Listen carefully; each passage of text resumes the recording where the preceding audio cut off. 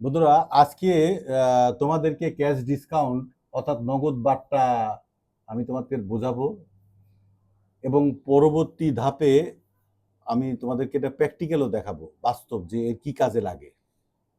তা তোমরা একটু আমার স্ক্রিনের দিকে তাকাও। দেখো, নগদ বার্তাটা কি? দেনাদারের কাছ থেকে দ্রুত টাকা আদায়ের জন্য নাম্বার ওয়ান শর্ত।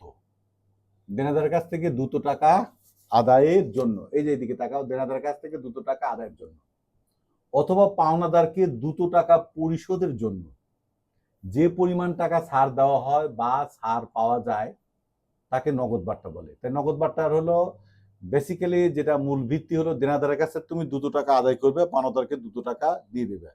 এই পাওয়া এবং দেওয়ার যে ছাড় সেটি হবে কি নগদ বার্তা। আচ্ছা, নগদ বার্তা চেনার একটা উপায় হলো যে দেনাদার এবং পাওনাদারের সাথে যে বার্তা থাকে সেটি হবে কি নগদ বার্তা। ক্লিয়ার? আচ্ছা, এখন নগদ বার্তার বাস্তব ভিত্তি আমরা একটা উদাহরণে যাব। তে তোমরা এটার প্র্যাকটিক্যাল দেখানোর জন্য আমাদের একটু বোর্ডে যাইতে হবে।